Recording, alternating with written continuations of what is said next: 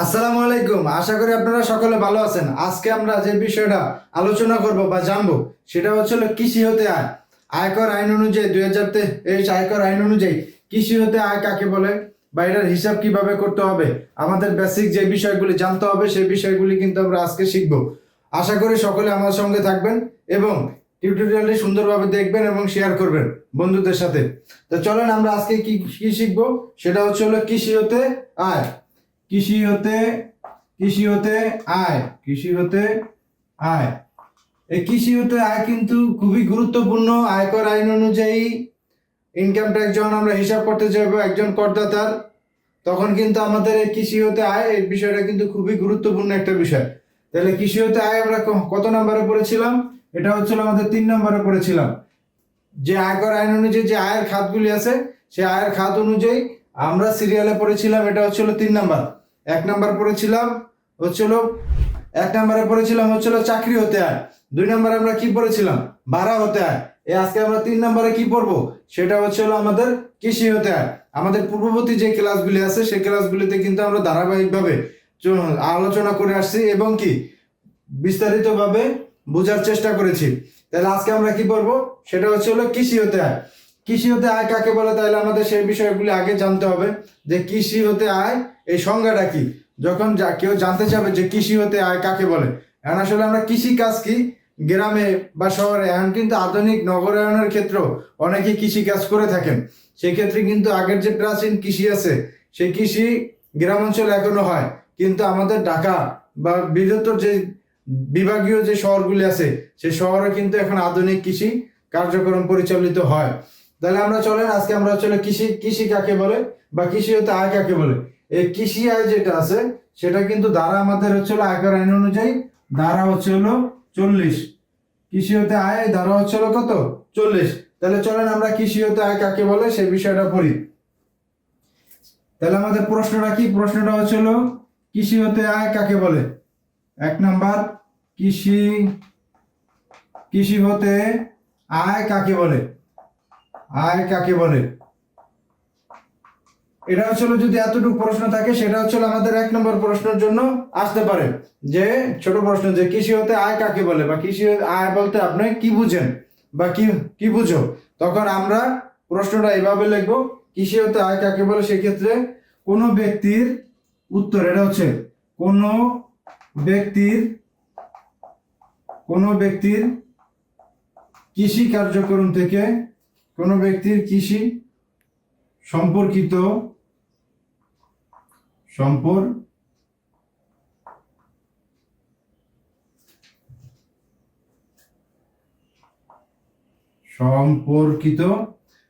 কোনো ব্যক্তির কৃষি সম্পর্কিত কার্যাবলী থেকে উপার্জিত কার্যাবলী হতে অর্জিত আয় হচ্ছে কৃষি আয়।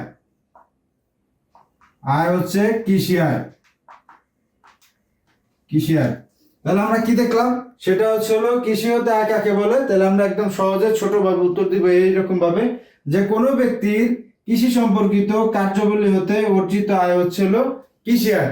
তাহলে এখানে আমাদের কিন্তু জানতে হবে কোনো ব্যক্তি, যে কোনো ব্যক্তি হতে পারে যারা কৃষি কাজ করে তারাই হবে। তাহলে যে ব্যক্তি কৃষি সম্পর্কিত কার্যাবলী বলতে কৃষি যে কাজ আছে সেই কাজ থেকে যে আয় হবে, অর্জিত আয়, তাই কৃষি আয় হিসেবে গণ্য হবে। তাহলে চলেন আমরা দেখি যে কৃষি আয় হতে যদি এটা হয় তাহলে আমরা 2 নম্বর প্রশ্নের মধ্যে কি জানতে হবে, যে আসলে কৃষি কার্যগুলি, তাই কৃষি কার্যগুলিটা বলতে কি বোঝায় বা কৃষি কাজগুলি কি, কোনগুলি আমাদের আসলে কৃষি কাজের মধ্যে পড়বে সেই বিষয়গুলি আমরা আলোচনা করব। কৃষি অর্থে আসলে কি বোঝায়, তাহলে আমরা 2 নম্বরে কি লিখবো? কৃষি কাজ লিখি। কৃষি কাজ বলতে কি বোঝায়? কৃষি কাজ বলতে কি বোঝায়? তখন আমরা এখানে কি লিখতে পারি? এই জিনিসগুলি কিন্তু আমরা যারা আছি তারা কিন্তু মোটামুটি সবাই জানি এবং বুঝি। তার পরবর্তীতেও আমরা আবার লিখতেছি কৃষি কাজ বলতে কি বোঝায়। তাহলে 1 নম্বর আমি কি দিতে পারি, এভাবে দেই। কৃষি কাজ বলতে হচ্ছে কৃষি সম্পর্কিত, এটা তো পড়ছি। কৃষি কাজ বলতে হচ্ছে পশুপালন,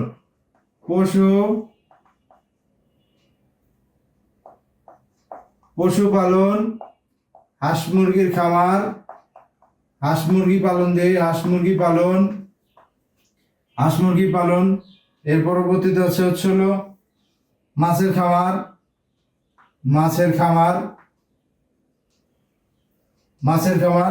এর পরবর্তীতে হলো নার্সারি। এর পরবর্তীতে হচ্ছে হলো ডিম ও দুধ উৎপাদন,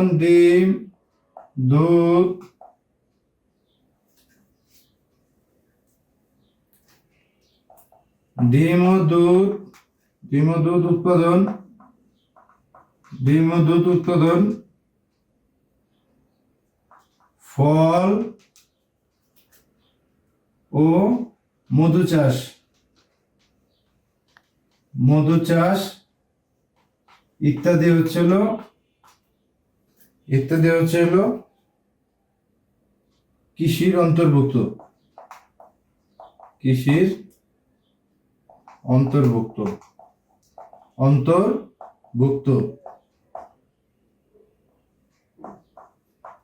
এটা কিন্তু আমি সহজ করে আমাদের বোঝার সুবিধার্থে যেটা হয় সেটা লিখলাম। এখানে কিন্তু আরো কিছু আছে, সেটা আপনারা বই থেকে খুঁজে নেবেন এবং সহজে যে এর বেশি লাগবে না। আমাদের যে ছোট প্রশ্ন আছে সেই প্রশ্নতে যদি লেখা হয় বা জানতে চায় কৃষিকাজ বলতে কি বোঝায়, তাহলে আমরা হচ্ছে পশুপালন, হাঁস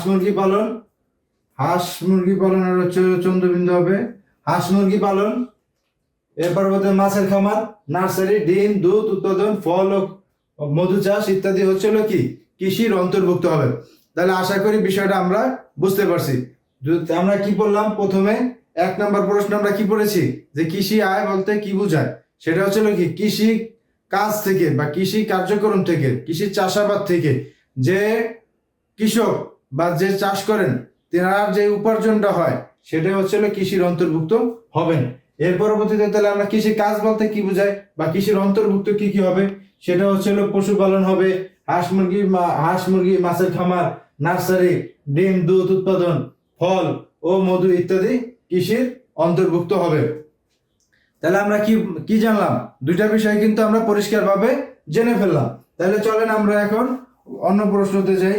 সেটা হচ্ছে কৃষি থেকে যে আয় হইলো বা কৃষি কাজ থেকে যে আমরা দুইটা বিষয় জানলাম, সেই ক্ষেত্রে কিন্তু আমাদের আরো বিষয় জানতে হবে।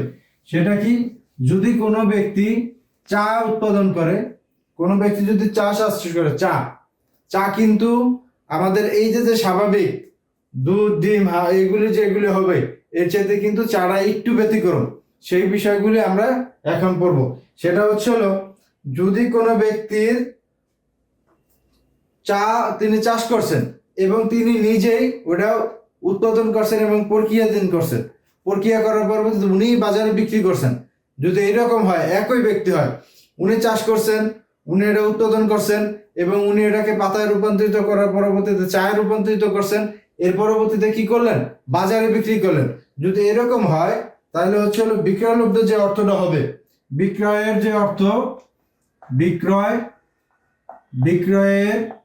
যে অর্থ হবে, যে অর্থ সেটা হচ্ছে 40% ব্যবসা হতে আয়, 40%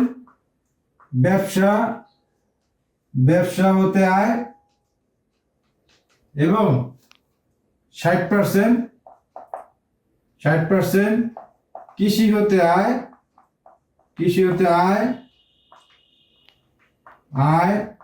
হিসেবে গণনা করা হবে।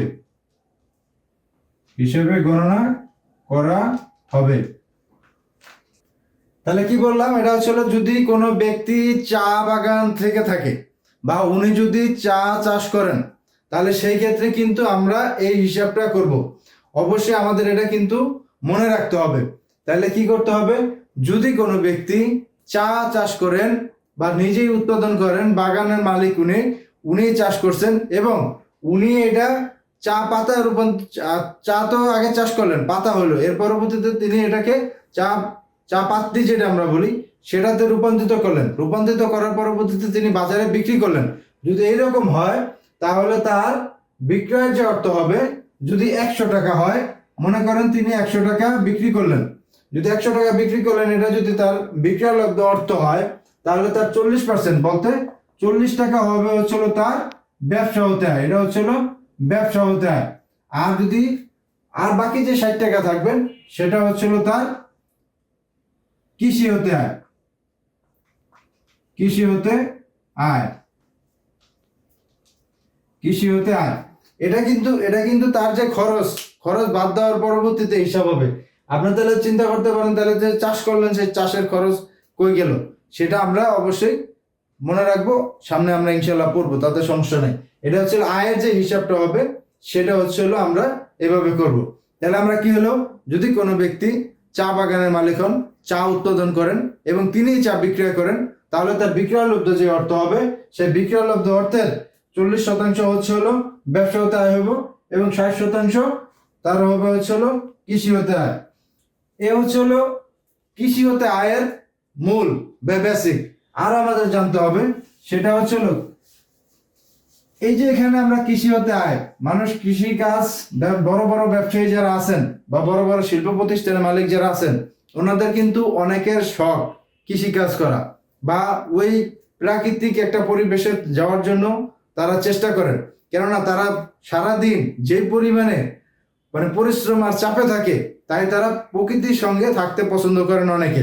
আবার অনেকে কিন্তু এটা হচ্ছে ব্যবসার কাজে ব্যবসায়ী করেন। কৃষি হচ্ছিল যেহেতু এখান থেকে একটা বড় অঙ্কের টাকা সরকারকে ট্যাক্স দিতে হয় না, সরকার এখানে আরো পরিবর্তে ট্যাক্স ছাড় দেয় বা অব্যাহতি দেয়।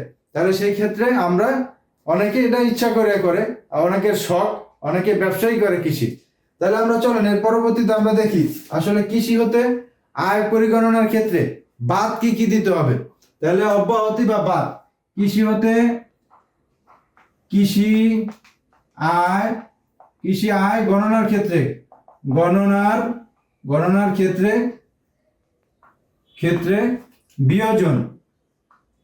বিয়োজন বা বিয়োজন করতে হবে। এটাই পড়ি, কৃষি আয় গণনার ক্ষেত্রে বিয়োজন করতে হবে। কোন কোন বিষয় করতে হবে?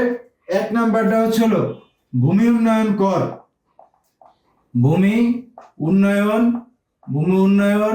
কর বা খাজনা।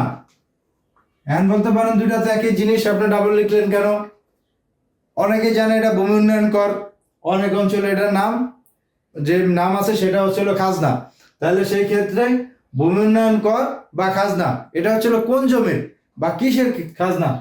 আমরা বা আমাদের যে ক্লায়েন্ট থাকবেন তিনি যে জমি ভাড়া নেবেন বা তিনি তার যে জমি আছে যেটা চাষ তিনি করবেন, সেই চাষকৃত জমির ভূমি উন্নয়ন কর বা খাজনা আমরা যখন হিসাব করব তখন কিন্তু এটা বিয়োজন বা বাদ দিতে হবে। 2 নাম্বার আমাদের কি লিখতে হবে বা 2 নাম্বার আমাদের যেটা জানতে হবে সেটা হচ্ছে হলো যে আমরা যে জমিটা, অনেকের জমি নাই, তারা কিন্তু ভাড়া জমিতে সেই চাষাবাদ করে থাকেন বা ভাড়া নিয়ে চাষাবাদ করে থাকেন। তাহলে আমাদের সেটা কি হবে? সেটা হচ্ছে হলো ভাড়া, সেটা হচ্ছে হলো ভূমি ভাড়া বা ভূমি ভাড়া। এর পরবর্তীতে উন্নয়ন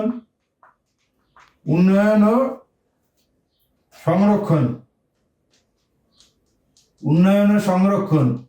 3 নাম্বার হচ্ছে হলো আমাদের দিতে হবে হচ্ছে হলো যদি কোনো কৃষক কোনো আকারে সুদ বা কৃষিকাজ করার জন্য ব্যাংক থেকে লোন বা কোনো মাধ্যম থেকে যদি লোন নিয়ে থাকেন, তাহলে সেটার হচ্ছে হলো সুদ বা মুনাফা। তাহলে সেটা লিখতে হবে হচ্ছে এরকম গৃহীত। এটা কিন্তু আপনার ইয়ার উদ্দেশ্যে, কৃষিকাজের উদ্দেশ্যে, কৃষিকাজের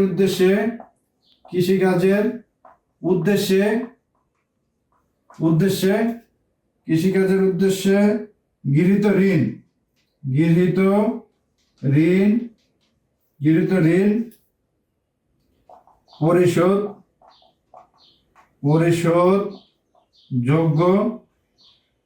পরিশোধযোগ্য সুদ বা মুনাফা।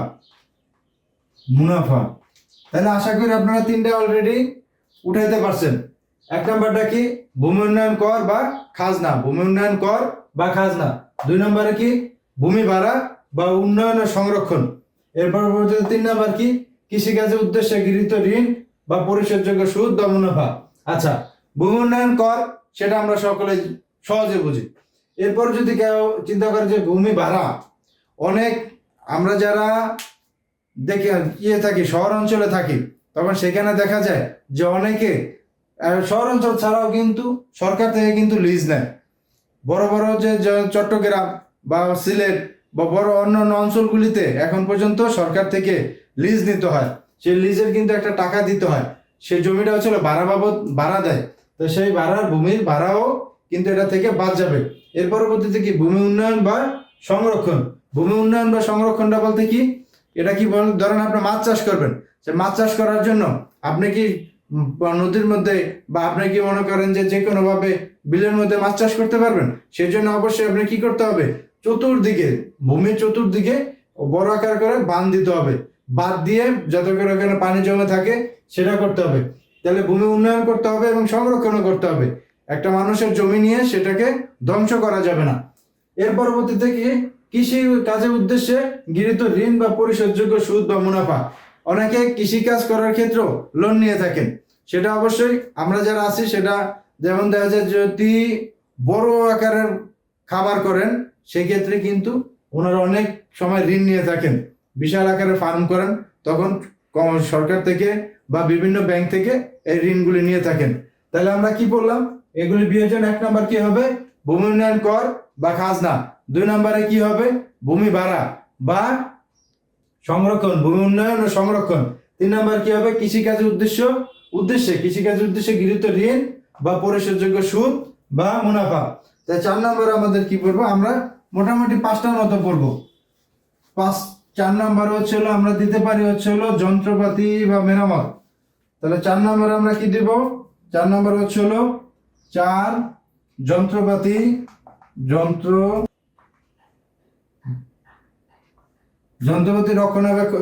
রক্ষণাবেক্ষণ ও মেরামত।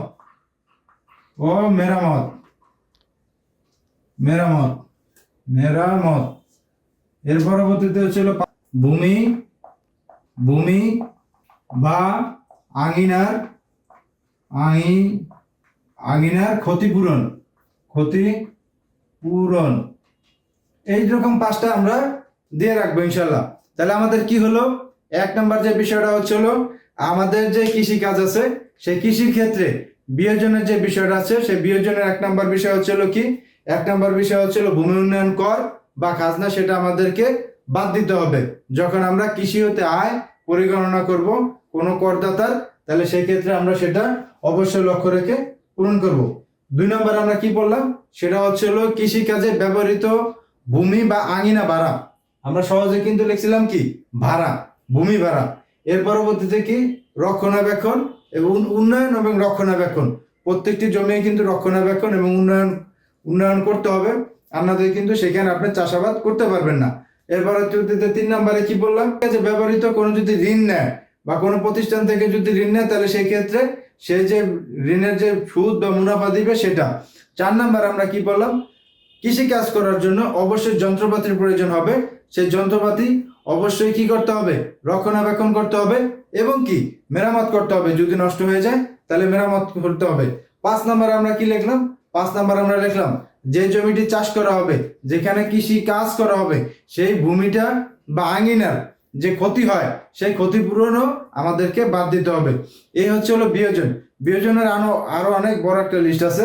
সেটা যদি আমি আমার স্যারের যে বইটি আছেন আইটিবি মাস্টার কর আইনজীবী নিবন্ধন পরীক্ষা প্রস্তুতি 2026, সেই বইয়ের হচ্ছে আপনারা যদি 52 নম্বর পেজে দেখেন, 51 নম্বর পেজ থেকে শুরু হয়েছে। সেই 51 নম্বর পেজে আছে হচ্ছে কৃষি হতে আয়। সেই কৃষি হতে আয়ের মধ্যে থেকে আপনারা যদি পড়েন তাহলে ইনশাল্লাহ আপনারা আরো বিস্তারিত ভাবে বুঝবেন। যে কোনো বই থেকে আপনারা যে কোনো ভাবে এই বিষয়গুলি কিন্তু আপনাদের মনে রাখতে হবে। তাহলে পরবর্তীতে আমরা কি যাই, পরবর্তীতে হচ্ছিল এটা তো আমরা বিয়োজন করলাম, কৃষি কাজ বা কৃষি আয় গণনার ক্ষেত্রে আমরা যে বিষয়গুলি বাদ দিব সেই বিষয়গুলি কিন্তু আমরা এখানে পড়লাম। তাই এখন চলুন আরো যে বিষয়গুলি আছে সেই বিষয়গুলি এখনই হচ্ছিল ইন্টারেস্টিং যে বিষয়, সেটা হচ্ছিল কৃষিখাতে যারা কৃষক আছেন ওনারা কিন্তু অনেকেই কিন্তু হিসাবের খাতা সংরক্ষণ করেন না। তাহলে হিসাবের খাতা সংরক্ষণ না করলে কি হবে? যদি হিসাবের খাতা সংরক্ষণ করেন তাহলে তো যেটা আছে, যেটা ব্যয় হবে সেই ব্যয়টাই তারা অনুমোদন পাবে। আর যদি কৃষিকাজে ব্যবহৃত হিসাব সংরক্ষণ না করেন তাহলে কি হবে? যদি হিসাব সংরক্ষণ না করেন তাহলে যে বাজার মূল্য আছে সেই বাজার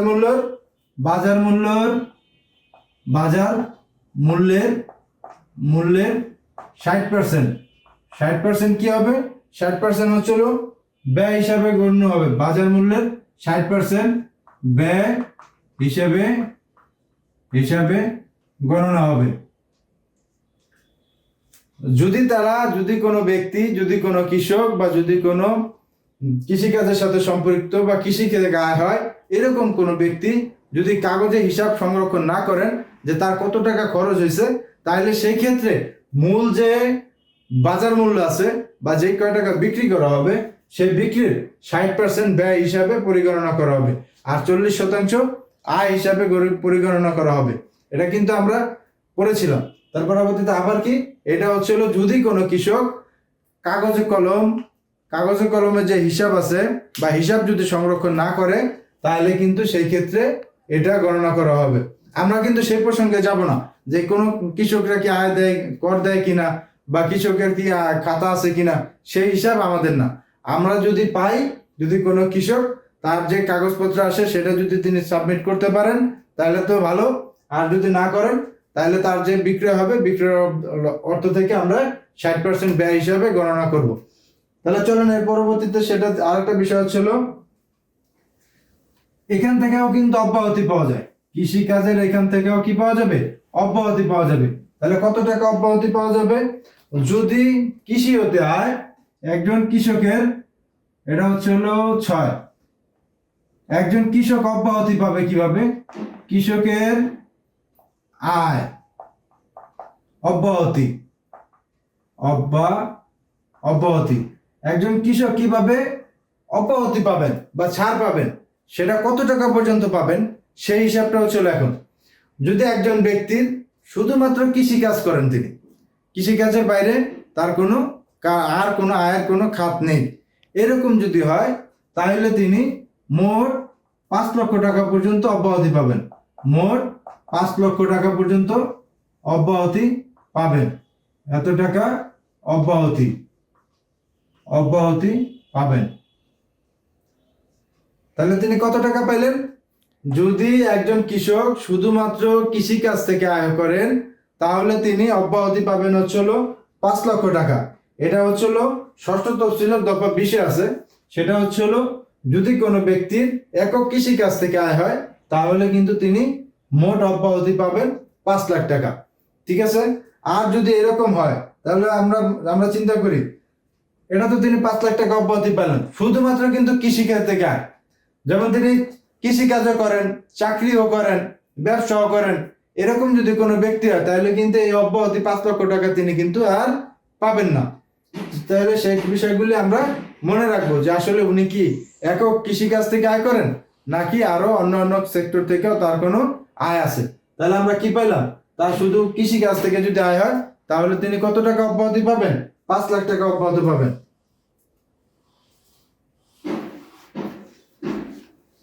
তাহলে এখন চলেন আর একটু বিস্তারিত জানি যে আসলে কৃষিকাজ কি কি হবে।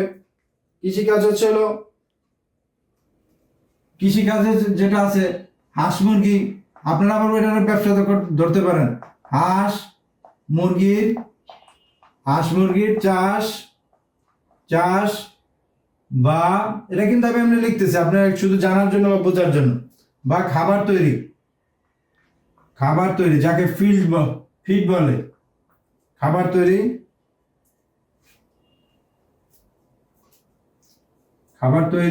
বা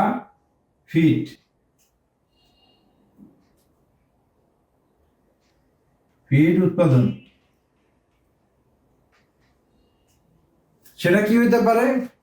হাঁস মুরগি চাষ বা খাবার তৈরি বলতে কিন্তু যে ফিড, এই খাবার তৈরির দাঁতে আমাদের যে ফিড উৎপাদন, তাহলে ফিড উৎপাদন করে কি করবেন? ফিড উৎপাদন করে অবশ্যই তিনি হাঁস মুরগিকে খাওয়াবেন।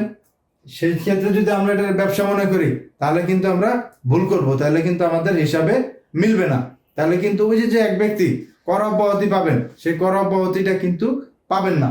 তাহলে হাঁস মুরগি আছে, চিংড়ি বা মাছের হ্যাচারি আছে, এর পরবর্তীতে হচ্ছিল আমার দুগ্ধজাত দ্রব্য উৎপাদন, এরপরে ব্যাং উৎপাদন খামার, বীজ বপন, এরপর রেশম গুটি পোকা পালন খামার ইত্যাদি কিন্তু আমার ব্যবসা হিসাবে পরিগণিত হবে না, এগুলি কিন্তু কৃষি হিসাবে পরিগণিত হবে।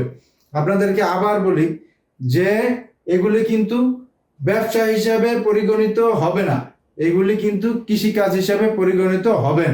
সেগুলি কি কি? সেগুলি হচ্ছিল হাঁস মুরগি, চিংড়ি ও মাছের হ্যাচারি, এর পরবর্তীতে পোলট্রির ফিড উৎপাদন, চিংড়ি ও মাছের ফিড উৎপাদন, দুগ্ধজাত দ্রব্য উৎপাদন, ব্যাং উৎপাদন খামার, বীজ বপন, এরপর রেশম গুটি পোকা পালনের খামার ইত্যাদি কিন্তু এই খাতের অন্তর্ভুক্ত কত হবে? 5 লক্ষ টাকা। এগুলি কিন্তু অবশ্যই কৃষিকাজের অন্তর্ভুক্ত, কোনোভাবেই কিন্তু এগুলিকে ব্যবসা দেওয়া যাবে না। যে আমি যে একটু আগে যে বলছিলাম যে ওনার অন্য অন্য খাত থেকে আয়, আপনি যদি অন্য অন্য খাত বলতে ব্যবসা হতে এটাকে যদি ব্যবসায়ী নিয়ে যান তাহলে কিন্তু ওই ভদ্রলোক বা যিনি কৃষক উনি কিন্তু 5 লক্ষ টাকা অব্যাহতি আর পাবেন না। তাহলে চলেন আমরা ছোট্ট একটা অঙ্ক দিয়ে দেখি যে আমরা আসলে এতক্ষণ কি করলাম সেই বিষয়গুলি কি আমাদের মনে আছে কিনা। ধরেন আমি যদি এরকম লিখি, মিস্টার করিম তার হচ্ছিল মিস্টার করিম 10 লক্ষ টাকা, 10 লক্ষ টাকা, 10 লক্ষ আবার টাকা লেখি কেন,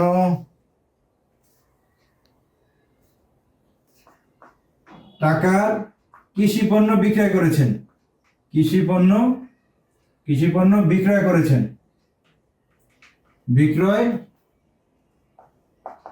বিক্রয় করেছেন। কত টাকা বিক্রয় করলেন?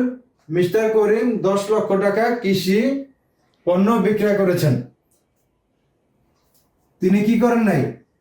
তিনি খাতা পত্র সংরক্ষণ করেন নাই। তাহলে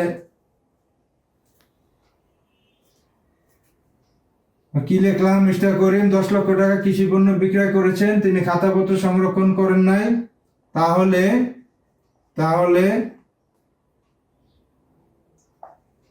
তার আয়কর কত হবে? আয়কর কত? দেখেন ছোট্ট কিন্তু ম্যাথটা, কিন্তু এই ম্যাথটা যদি আমাদের এরকম আসে তাহলে কিন্তু আমরা যদি দিতে পারি তাহলে কিন্তু অবশ্যই আমাদের 5 মার্ক হয়ে যেতে পারে। ঠিক আছে, তাহলে আমরা চলেন কি বললাম? মিস্টার করিম 10 লক্ষ টাকার কৃষি পণ্য বিক্রয় করেছেন, তিনি খাতাপত্র সংরক্ষণ করেন নাই। তাহলে তার আয়কর কত? তাহলে আমরা একটু আগে কি পড়েছিলাম? যদি কোনো কৃষক তার খাতাপত্র সংরক্ষণ করেন তাহলে তো আমরা হিসাব পেলাম যে উনি আসলে কত টাকা ব্যয় করছেন। যদি তিনি খাতাপত্র সংরক্ষণ না করেন তাহলে তিনি কত পার্সেন্ট পাবেন বলেছিলাম? সেটা হচ্ছিল 60%। কত পার্সেন্ট বলেছিলাম? 60%। তাহলে আমরা চলেন যদি আমরা অঙ্কটা করতে চাই তাহলে এনার টাকা হলো কত? 10 লক্ষ। তাহলে হচ্ছিল 10 লক্ষ টাকা, 10 লক্ষ গুণ হচ্ছিল 60%। এটা আমরা অবশ্যই যাদের কাছে মোবাইল আছে বা যারা ক্যালকুলেটর নিয়ে আসেন, অবশ্যই ক্যালকুলেটর নিয়ে থাকার কথা না, এখন আমরা মোবাইল দিয়ে হিসাব সবচেয়ে বেশি করি। তাহলে 10 লক্ষ টাকা, 10 লক্ষ টাকার 60% কত হবে? 60% হচ্ছে হলো আমার প্রায় 6 লাখ টাকা। হ্যাঁ, 6 লাখ টাকা। তাহলে তার হইলো কত? 6 লাখ টাকা। তাইলে আমরা কিন্তু কি পড়েছিলাম? এই 60% টাকা কিন্তু তার বাদ যাইব। এই 60% টাকা কি করবে? বাদ যাবে। তাহলে আমরা হিসাব করি যে ওনার যিনি 10 লক্ষ টাকা মাইনাস 6 লক্ষ টাকা, তাহলে বাকি থাকে হচ্ছে হলো 4 লক্ষ টাকা, বাকি থাকে 4 লক্ষ টাকা, 4 লক্ষ টাকা। তাহলে আমাদের উত্তর কি হবে? উত্তর হবে হচ্ছে হলো 4 লক্ষ টাকা। 4 লক্ষ টাকা। তাহলে এখন দেখেন, এটা কিন্তু এটার মধ্যে কিন্তু আপনারা আবার বেশি গোলযোগ করবেন না, গোলযোগ করলে কিন্তু আবার সমস্যা। যে এখানে কিন্তু প্রশ্ন আছে, মিস্টার করিম 10 লক্ষ টাকা কৃষি পণ্য বিক্রয় করেছেন, তিনি খাতাপত্র সংরক্ষণ করেন নাই, তাহলে তার আয়কর কত হবেন?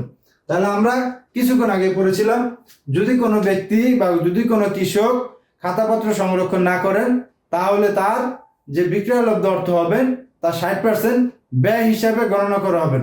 তাহলে 10 লক্ষ টাকা উনি বিক্রি করছেন, উনি কয় টাকা খরচ করছেন সেই হিসাব কি আমাদের কাছে আছে? ওনার কাছে কি কোনো খাতাপত্র আছে? না, উনি কোনো খাতাপত্র নাই। তাহলে সেই ক্ষেত্রে আমরা কি ধরবো? সেক্ষেত্রে হচ্ছে ওনার 60% টাকা আমরা মাইনাস করবো।